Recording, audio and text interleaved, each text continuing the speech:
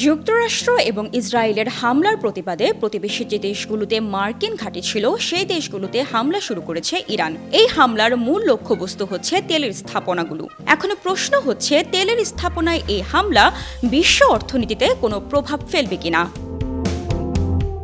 বিশ্লেষকরা মনে করছে প্রতিবেশী এই দেশগুলোর প্রতিরক্ষা পদ্ধতি ইরানের তুলনায় অনেক দুর্বল, যে কারণে এই দেশগুলো সহজেই ইরানের হামলার লক্ষ্যবস্তুতে পরিণত হচ্ছে। তারা আরও মনে করছে, তেলের স্থাপনার এই হামলা যদি বন্ধ না হয় তাহলে পুরো মধ্যপ্রাচ্য সহ বিশ্ব পড়তে যাচ্ছে নতুন এক অর্থনৈতিক সংকটে।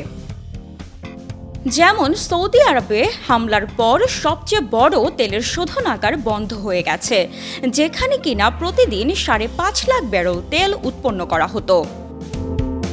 কাতারেও এরই মধ্যে বন্ধ হয়ে গেছে তরলীকৃত প্রাকৃতিক গ্যাস উৎপাদন। আমরা জানি কাতারে যে গ্যাস উৎপন্ন করা হয় তা পুরো বিশ্বের উৎপাদনের প্রায় 20% এবং এর উপর ইউরোপ এবং এশিয়া পুরোপুরি নির্ভরশীল, এবং এর গ্রাহকদের 82% হচ্ছে এশিয়ান। এদিকে ডোনাল্ড ট্রাম্প ইঙ্গিত দিয়েছেন মধ্যপ্রাচ্যের এই যুদ্ধ চলতে পারে 3 থেকে 4 সপ্তাহ।